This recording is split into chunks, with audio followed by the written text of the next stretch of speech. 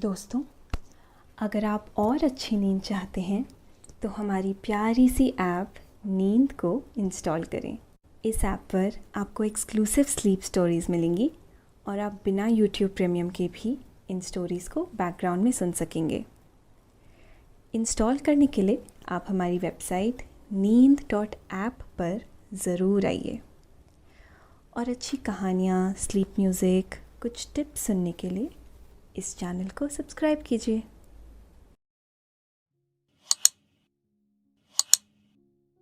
नमस्ते, मैं हूँ पायल। आज हम आपको सुनाते हैं महात्मा बुद्ध से जुड़े कुछ रोचक प्रसंग। एक गांव में एक युवक रहता था। वो बड़ा ही प्रतिभाशाली था। उसे जानने, सीखने की बड़ी ही ललक थी। उसने शास्त्रों का गहन अध्ययन किया था। एक दिन उसने एक व्यक्ति को बाण बनाते देखा तो उसने बाण बनाना सीख लिया। उसने एक कलाकार को मूर्ति बनाते देखा तो उसने मूर्ति कला भी सीख ली। उसने घर बनाना भी सीख लिया। वो प्रसिद्ध होने के लिए तमाम कलाएं सीखता रहता था। उसने आसपास के तमाम देशों की यात्रा की। इस यात्रा के दौरान उसने कोई ना कोई कला जरूर सीखी। इस तरह वो कई कलाओं का ज्ञाता हो गया। इतनी कलाओं को सीखने के बाद उसमें अहंकार आ गया। अहंकार आया तो बड़बोलापन भी आ गया। वो अक्सर कहता, कोई है इस पूरी धरा पर मुझ जैसा कलाविद? मेरे जैसा प्रतिभाशाली धरती पर कोई दूसरा नहीं जिसे इतनी सारी कलाएं आती हो। एक बार उस गांव में गौतम बुद्ध का आगमन हुआ। उन्होंने उस युवक की कला और अहंकार के बारे में सुना। उन्होंने सोचा कि इस युवक का अहंकार इसकी सारी विद्याओं को नष्ट कर देगा। उसे ऐसी कला सीखनी चाहिए जो इसकी कला की चमक को बढ़ाए और अहंकार को खत्म कर दे।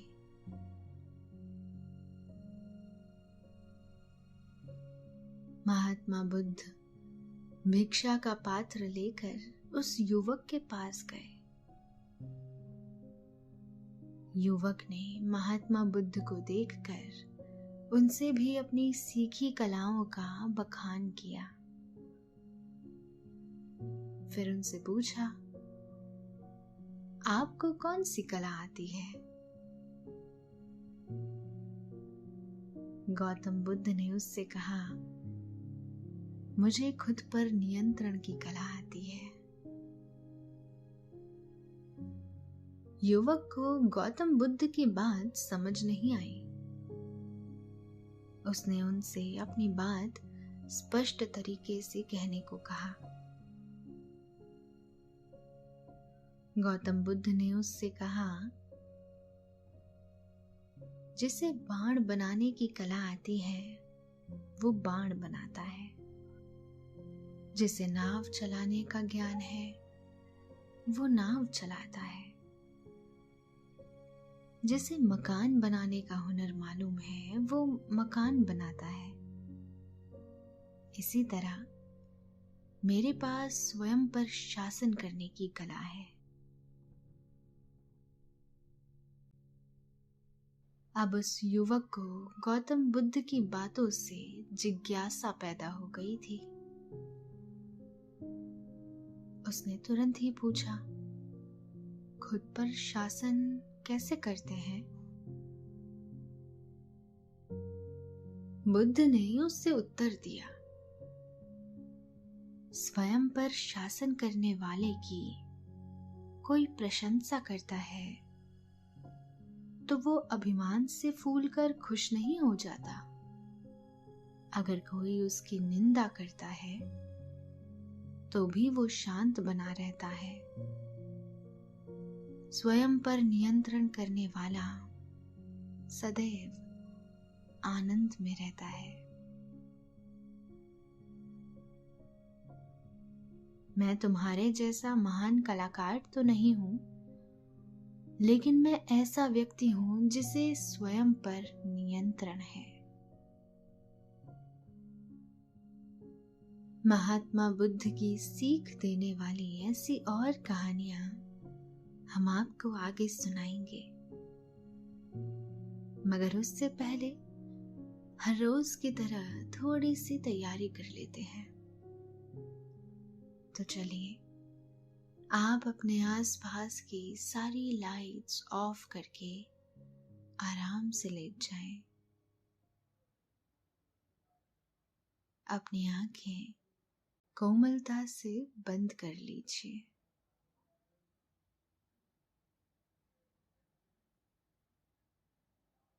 थोड़ा सा अपने शरीर को आराम दीजिए।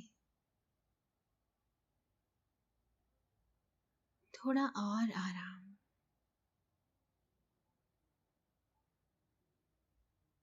अपने शरीर को बिल्कुल ढीला छोड़ दीजिए। कोई टेंशन नहीं, कोई तनाव नहीं। अपने दिमाग में चल रहे सभी विचारों को, चिंताओं को त्याग दे।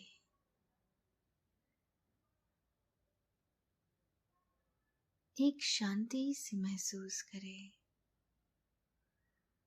सभी नेगेटिव पॉजिटिव विचारों को धीरे धीरे निकाल दे। हाथों को सीधा कर लीजिए और अपनी कमर के साइड में रख लीजिए।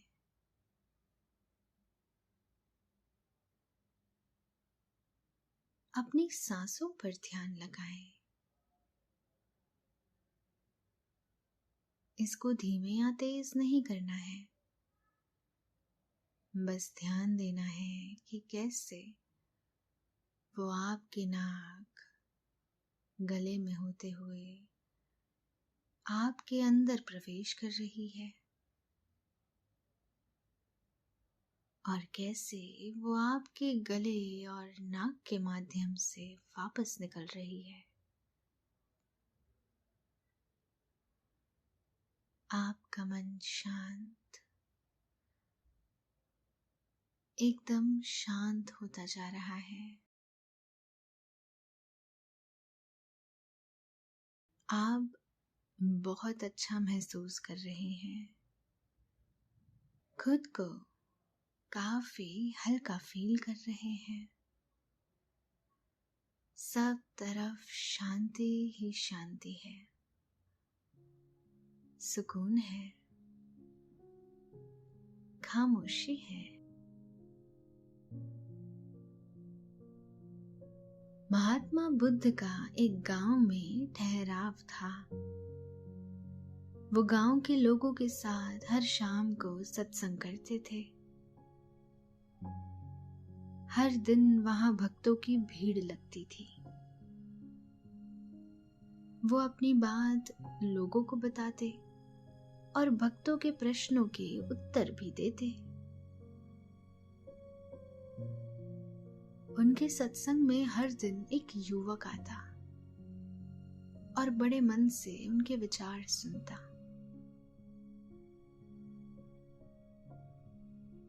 एक दिन जब सत्संग समाप्त हो गया तो वो बुद्ध के पास गया और कहने लगा, मैं काफी दिनों से आपके विचार सुन रहा हूं।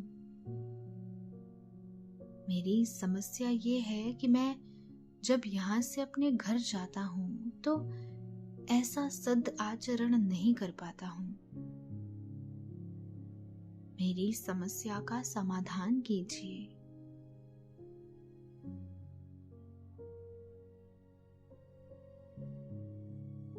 बुद्ध ने उस युवक को पास रखी एक टोकरी दी और उसमें पास के सरोवर से पानी भरकर लाने के लिए कहा। वो युवक सरोवर तक गया, लेकिन उस टोकरी में पानी भरकर लाने में असफल रहा। उसने आकर बुद्ध से शिकायत की कि पानी टोकरी से गिर जा रहा है। बुद्ध ने उसे अपना प्रयास जारी रखने के लिए कहा।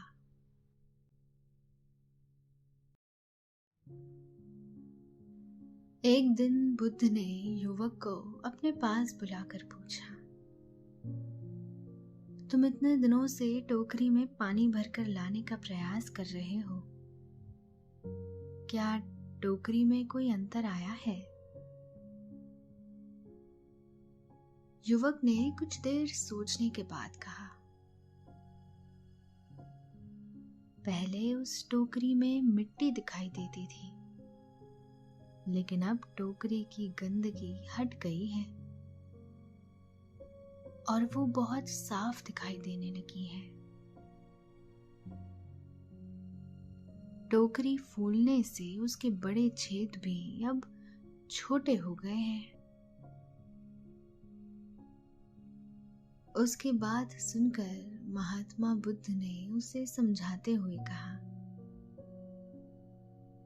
तुम टोकरी में इसी तरह से पानी लाते रहे तो एक दिन छेद फूलकर बंद हो जाएंगे और टोकरी में पानी भर पाओगे। इसी तरह से तुम निरंतर सत्संग करते रहोगे तो तुम्हारा मन निर्मल हो जाएगा। अवगुणों के छेद भर जाएंगे और सद्गुणों का पानी भरने लगेगा।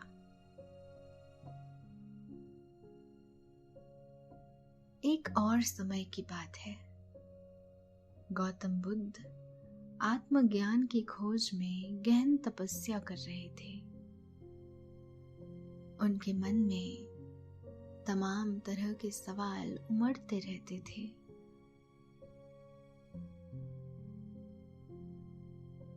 उन्हें मन में आ रहे प्रश्नों के उत्तर चाहिए थे। अनेक कोशिशों के बावजूद उन्हें सफलता नहीं मिल रही थी। वो आत्मज्ञान की तलाश में लगातार कठोर तपस्या में लीन रहने लगे। उन्होंने इसकी तलाश में कई स्थानों की यात्रा भी की, लेकिन उन्हें समाधान नहीं मिला। दोस्तों, अब से आप आपकी मनचाही दादी और नानी की कहानियों से प्यारी नींद की कहानियां सिर्फ और सिर्फ नींद ऐप पर ही सुन पाएंगे। तो इसी तरह हमारे साथ कहानियों के जरिए जुड़े रहने के लिए आपकी अपनी नींद ऐप इंस्टॉल करें। एक दिन वो तपस्या करते हुए सोचने लगे कि मोह माया सभी का त्याग कर दिया, लेकिन फिर भी आत्मज्ञान नहीं प्राप्त हो सका।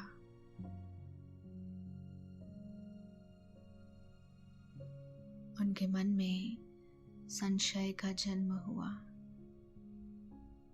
वो सोचने लगे कि क्या कभी वो आत्मज्ञान की प्राप्ति कर सकेंगे। ऐसे तमाम प्रश्न उनके मन में उमड़ते घुमड़ते रहते। उन्हें सफलता मिलती नहीं दिख रही थी, लेकिन उन्होंने अपने प्रयासों में कमी नहीं आने दी और न ही तपस्या छोड़ी। इन्हीं उलझनों के बीच एक दिन वो पानी पीने के लिए सरोवर तक गए। सरोवर पर उन्होंने एक अद्भुत दृश्य देखा। एक गिलहरी अपने मुंह में एक फल दबाकर सरोवर के पास से गुजर रही थी। तभी अचानक फल उस गिलहरी के मुंह से छूटकर सरोवर में जा गिरा।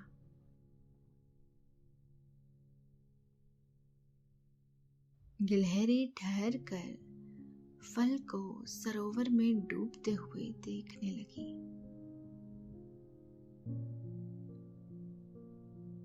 फल सरोवर की तलहटी में जाकर बैठ गया। तभी गिलहरी ने पानी में छलांग लगाई, फिर बाहर आकर अपने शरीर पर लगा पानी झाड़ दिया। इसके बाद वो दोबारा पानी में कूद गई। ऐसा वो निरंतर किए जा रही थी। बुद्ध उस गिलहरी की क्रियाकलाप को बड़े ही ध्यान से देख रहे थे। वो सोचने लगे कि गिलहरी कभी भी सरोवर के पानी को सुखा नहीं सकेगी, लेकिन वो लगातार प्रयास में लगी हुई है कि वो जल सुखाकर अपना फल प्राप्त कर लेगी। जब एक गिलहरी हार मानने को तैयार नहीं है, तो मैं तो एक मनुष्य हूं, मैं भला क्यों हार मान रहा हूं? आत्मज्ञान की प्राप्ति नहीं हुई तो मन में निराशा आने लगेगी। इसके बाद बुद्ध दोबारा अपनी तपस्या में पूरे मनोवेग से जुट गए।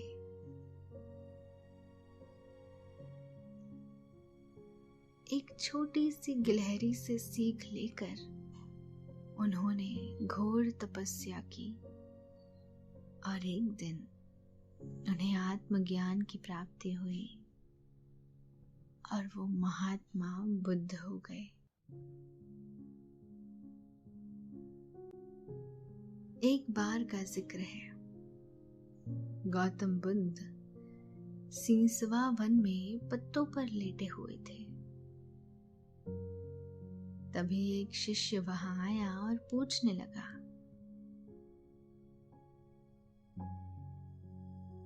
महात्मा, कल रात आपको कैसी नींद आई? बुद्ध ने कहा, कल मैं सुख की नींद सोया।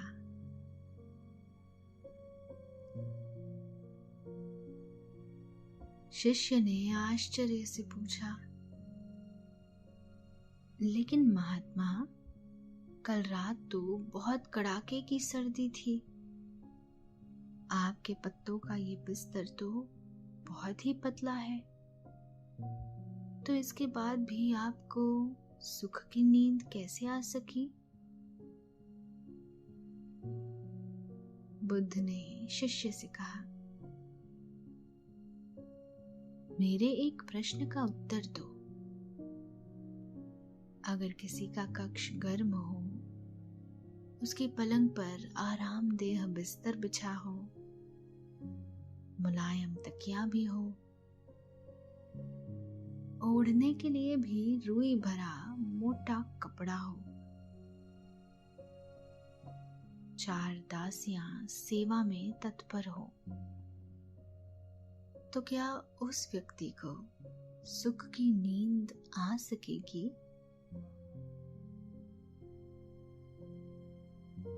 शिष्य ने तुरंत ही कहा, बहुत ही सुकून भरी नींद आएगी महात्मा। इतनी सुख सुविधाओं में तो बहुत ही आनंदमय नींद आएगी। बुद्ध ने फिर पूछा, और अगर उस व्यक्ति को शारीरिक और मानसिक कष्ट हो तो क्या वो इस तरह से शांति भरी नींद सो सकेगा? शिष्य ने तुरंत कहा, नहीं महात्मा, तब तो उसे आराम भरी नींद कदापि नहीं आएगी।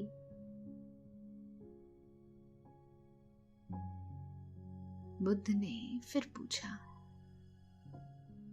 और अगर उस व्यक्ति को मोह और द्वेष से उत्पन्न शारीरिक या मानसिक कष्ट हो तो क्या वो सुख से सो सकेगा? शिष्य ने जवाब दिया, नहीं महात्मा, उसे सुख की नींद नहीं आ सकेगी। इस पर महात्मा बुद्ध ने उसे समझाते हुए कहा, तथागत की राग, द्वेष और मोह से उत्पन्न होने वाली जलन मूल से नष्ट हो गई है।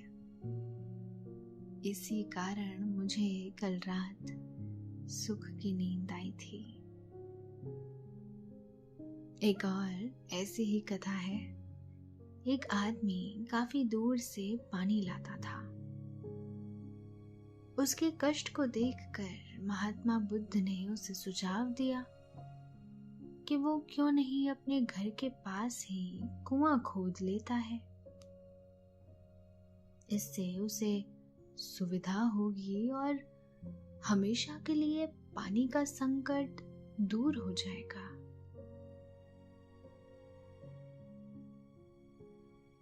बुद्ध की सलाह मानकर उसने कुआं खोदना शुरू किया। कुछ दूर तक खोदने के बाद उसने देखा कि पानी क्या, गीली मिट्टी तक नहीं मिल रही है। तो उसने गड्ढा खोदना बंद कर दिया और फिर बगल में ही दूसरा गड्ढा खोदना शुरू किया। दूसरे गड्ढे में भी उसे पानी के कोई चिन्ह नहीं मिले। तो उसने बीच में ही वो गड्ढा भी खोदना बंद कर दिया।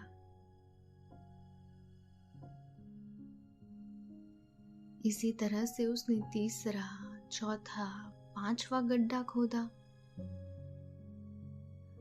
लेकिन कुछ खुदाई करने के बाद ही वो अगला गड्ढा खोदने में जुट जाता। उसे पानी कहीं से नहीं मिला। निराश होकर वो महात्मा बुद्ध के पास गया और उनसे बताया कि उसने कई कुएं खोदे, लेकिन पानी उससे कहीं भी नहीं मिल सका।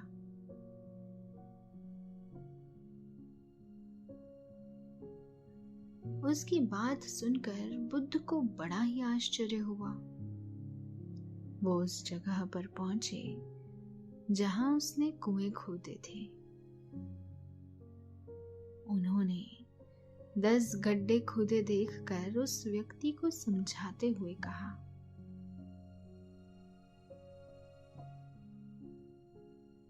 तुम 10 अलग अलग कुएं खोदने की जगह अगर सिर्फ एक कुआं खोदने में अपना श्रम लगाते तो पानी जरूर मिलता। तुम सारे गड्ढे बंद कर दो, सिर्फ एक गड्ढे में मेहनत करो, पानी जरूर निकलेगा। उस व्यक्ति ने बुद्ध की बात फिर से मान ली और कुछ श्रम के बाद कुएं से पानी निकल आया। इस बात से उसे ये समझ आया कि अगर हम किसी एक चीज को करने का ठान लेते हैं, उसे पूरी मेहनत, पूरी लगन के साथ करते हैं, तो हमें सफलता जरूर प्राप्त होगी। एक दिन की बात है, एक किसान महात्मा बुद्ध के पास आया और कहने लगा, मैं एक किसान हूं, मैं खूब मेहनत से बीज बोता हूं, हल चलाता हूं, इसके बाद जाकर मेरे खेतों में अनाज पैदा होता है,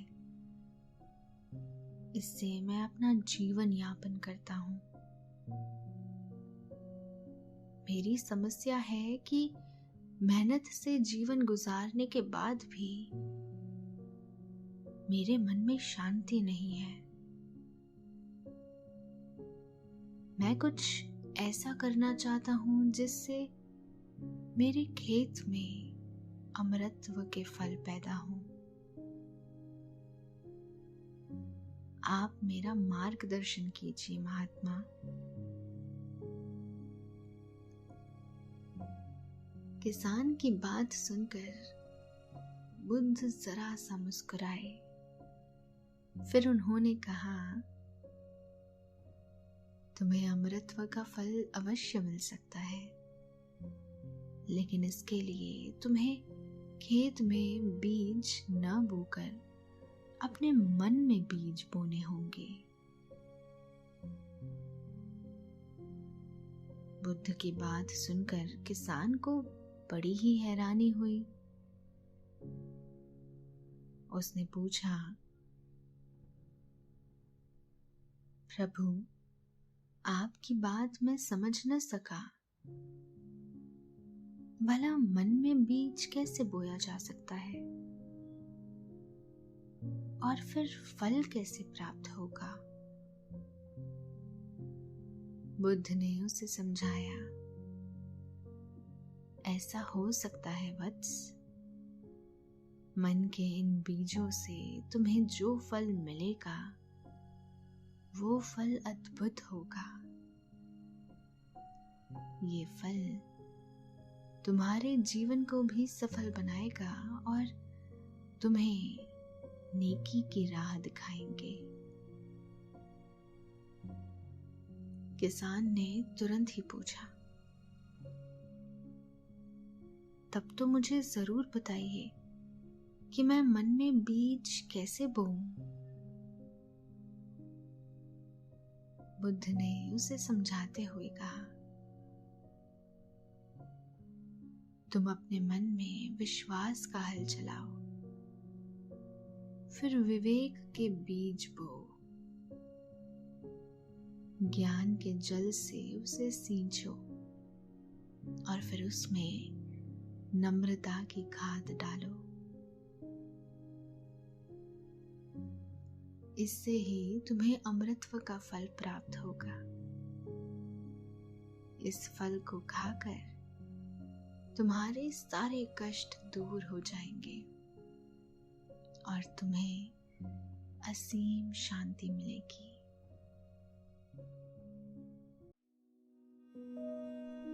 दोस्तों, अब से आप bed time stories, guided meditation, relaxing music, इन सब का आनंद नींद ऐप पर ही उठा सकते हैं।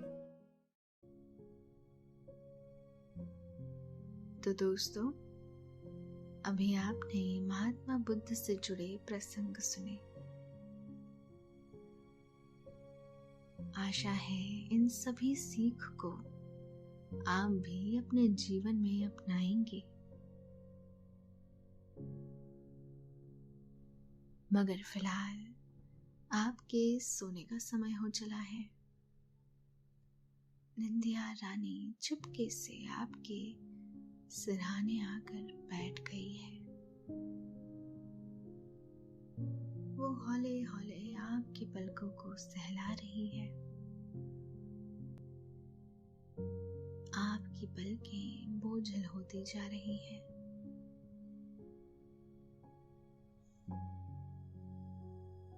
नींद आपकी आंखों में मध्यम मध्यम भरती जा रही है।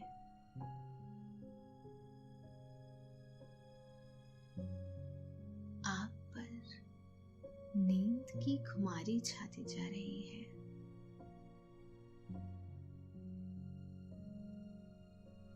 आपने अपनी आंखों को बंद कर लिया है